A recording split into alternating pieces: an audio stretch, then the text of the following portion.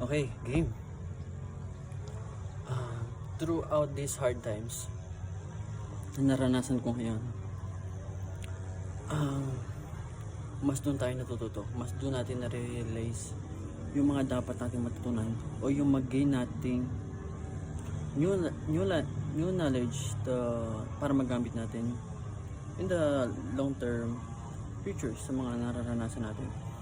So, kapag mas nahihirapan ka, mas doon mo na-realize yung mga aral na dapat mong i-apply at gamitin.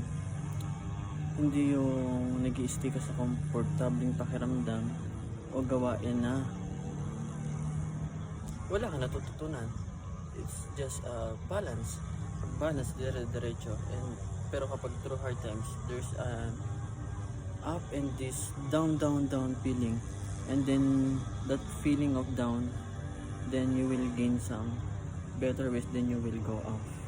So it's all about the heartbeat. Diba? Mas nabubuhay ang isang tao kapag may heartbeat. So kapag balance yung heartbeat mo, ibig sabihin dead ka na. So diba? Make sense? So tapos ko yung 8 kilometers. Diba yung first time ko mag 8 kilometers, grabe. Siguro dahil meron akong pahinga nun, kaya nagawa ko yun.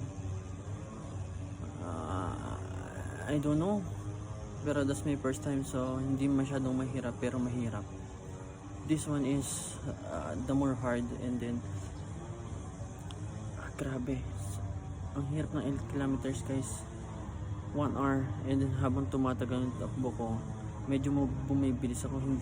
I think hindi ko ma-sustain yung tamang pattern, pero if I will be mindful every minute, sa tingin ko hindi ako mahihirapan. So yun, I think kailangan ko lang i-balance kung paano yung takbo ko para, diba, para kapag binalanse ko yun, maaabot ko nang hindi ako pagod doon sa dulo, sa finish line.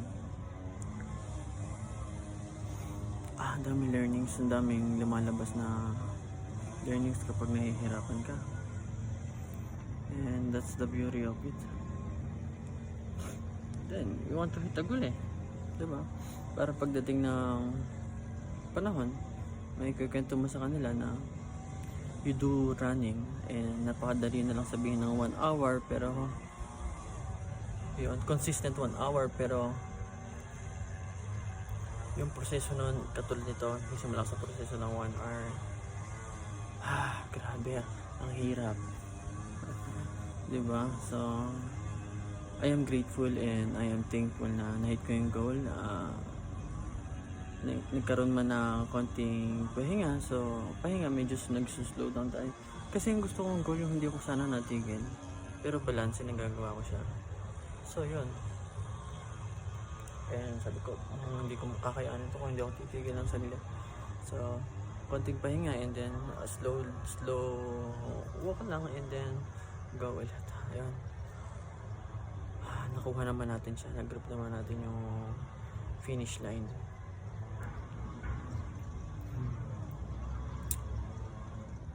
Samahan pa natin ng good sleep, proper eating healthy. So ayun, so and positive thinking, I think if you combine that, it's all about productive day. Salamat sa sarili ko, I can do this. Marami pang pagdadaanan. So ngayon plano ko, sa dadaanan ko bibili akong gulay or I think frutas, pero sa tingin ko gulay na lang para matuto rin ako magluto, and then yun, masyad tipid tayo, on budget tayo guys. So yun, actually hindi ako dumadaan sa road kapag uwi na ako, kasi ang gusto ko dadaan ako sa tubigan. So ano kagandahan na nadaan ako sa tubigan na I got to relax my breathing, inhale, exhale, kasi fresh air yung nadadaanan ko. Hindi siya polluted na puro diba? Vehicles. So ayun, yung side, left side and right side mo is grass and trees. So ayun, mas masarap yung ganun pakiramdam. Mainit na, so I think let's wrap it up. Okay, vlog 5 or vlog 6, I don't know, tuloy-tuloy lang.